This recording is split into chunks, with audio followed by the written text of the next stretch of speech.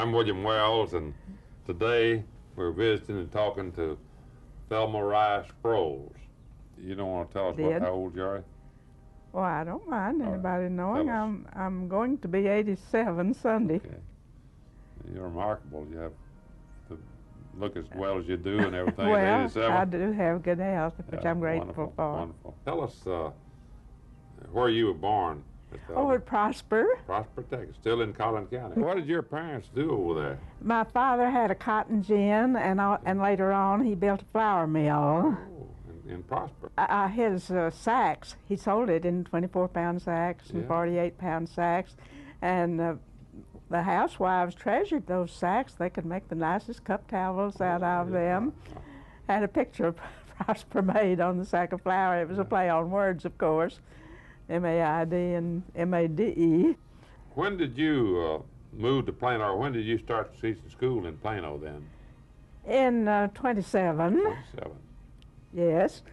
I had taught 1 year over at Frisco, the year I got out of college, teaching English, or grammar, and reading in the 5th, 6th, and 7th grades, and I learned more about grammar that year than I ever did before or since. And then next year I got a job over here, and do you know, I think this is funny, you know why I got a job over here? No. Well, I thought it was, I had a pretty good scholarship record. Came to find out later that they rotated the jobs anytime they were going to get a new teacher. It went by the different churches in town, and it was time to have a Presbyterian teacher, and that was why I got the job here in Plano. It was my good luck. I think we were real lucky that you came to Plano. Well, I thank you for those kind words. And, of course, my first acquaintance with you was in about 31, and you taught my math class in about the 8th grade. Mm-hmm. And I thought you were real good, and I liked you a lot. I still like you. Well, I would certainly appreciate those kind words. Tell us about when you met your husband, Millard Rice. Yeah, I met Millard at a dance at a private residence. Lecta Carpenter would have dances at her house, and Millard was such a nice, smooth dancer.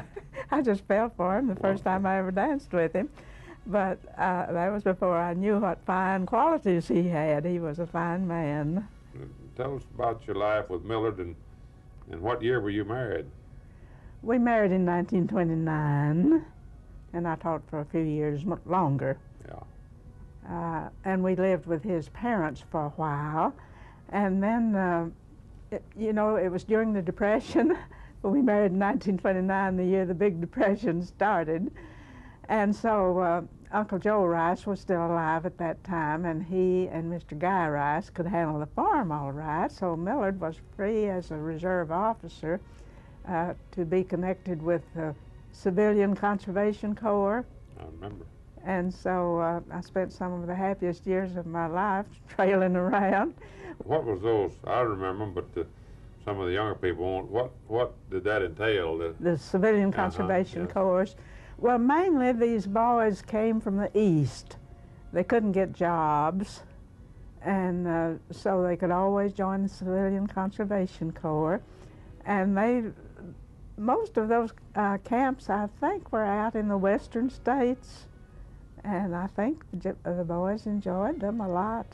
It was kind of a job promotion deal for the people unemployed during the Depression. That's exactly what they were organized for. A lot of young people went to them, and they did various things. I guess a lot of good, but maybe we ought to have some more of that today. Well, I wonder sometimes. It's hard to find jobs. How many years did you all do that? Several years. Several years, well, yes. Then when he came back, did you immediately go to farming? Yes. You usually kill hogs in the wintertime. Yes. Did you meet? We always did it in partnership with the foremans. Sure. Yeah, and usually about the first freeze. No, you'd wait till the second freeze. The first freeze was to kill all the vegetation. Okay.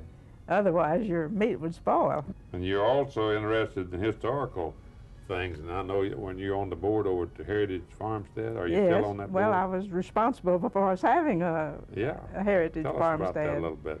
Well, it happened in the most casual way.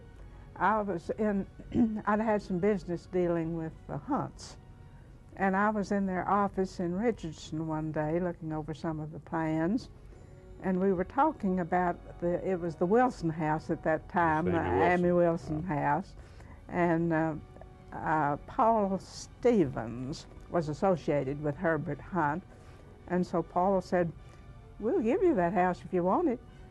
I said, "Sure, I'll take it." Didn't know what we'd do with it. They didn't give us the land under it. But the city, fortunately, bought the land, I believe, in 3 acres there around and under the house.